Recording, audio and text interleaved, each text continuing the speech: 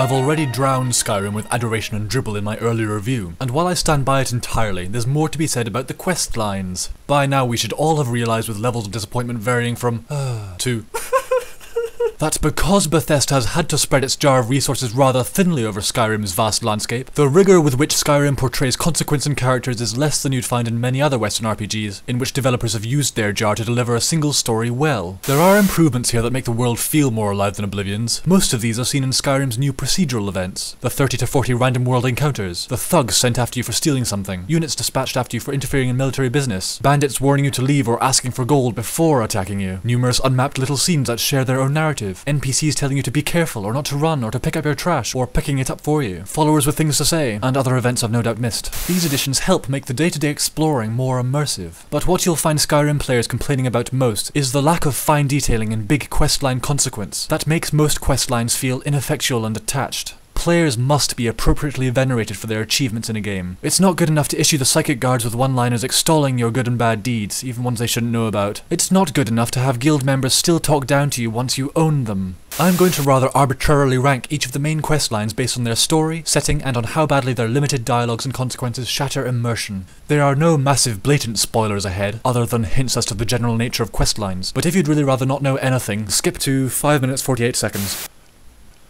In last place, the Companions! That's the group of heroic fighters so important that Whiterun was built around them. The companion quests are especially derivative and one-dimensional, and the alleged fame of this group makes becoming their leader, the first for hundreds of years no less, a particularly big letdown when not only does no one except the occasional guard know who you are, plus the occasional guard who mistakenly still makes fun of you for being new to the Companions, but you're still spoken down to by the other members if you refuse their Go Kill a Wolf radiant quests. I received no reward for earning the title of Harbinger, no special armor, no weapons. All you get is an ability that makes you smelly and sleep badly, and the haste with which the Companions usher you into their super secret inner circle to bestow this gift undermines its importance somewhat. This is the only guild I'd advise not to bother joining unless you seek their gift. Second last, the Civil War. This paints an intricate picture of political and religious intrigue between three factions that you cannot really affect. While it's excellent to see the opposing jarls replaced and put under house arrest, this questline feels unfinished, and the quality of the quests themselves from midway through seem to take a dip. The misleading drive to continue these quests comes from a map with coloured flags that turns redder or bluer as your side conquers the lands, leading the player to believe that when the whole map is red or blue, your side has won, right? A satisfying conclusion would involve the crowning of a high king or queen and peace in Skyrim, but it never lets you get there, even though all Skyrim is under the control of your chosen faction. According to the dialogue of most, this war is still raging even after this questline, so immersion-wise I'd just steer clear. This had better be a loose end to be tied up by DLC. Third last, the Dark Brotherhood.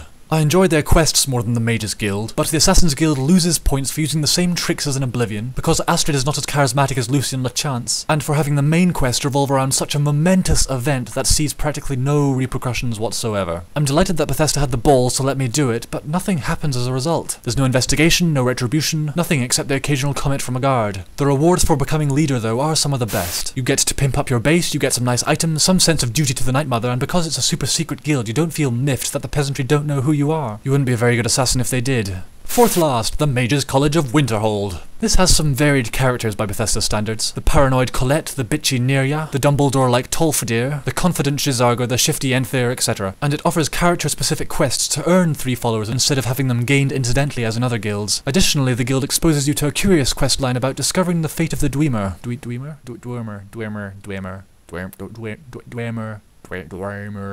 Dwarves, as well as offering unique quests to unlock master-level spells, and quests to find books and investigate book-related lore. Books and lore I like. Most everyone hates magic users on mainland Skyrim, so I'm again not miffed that I don't hear my name chanted in the streets after becoming Archmage, the rewards for which are sound. But the main guild questline is only so-so. It feels rather accelerated, and where magic is concerned you have to take a great deal on faith. It's self-contained, disconnected from Skyrim, much like the college itself. But my main issue is that the obvious villain was obvious, making the player feel somewhat out of control, just waiting for said person to explode in a fit of obvious villainy. Fifth last, the main quest.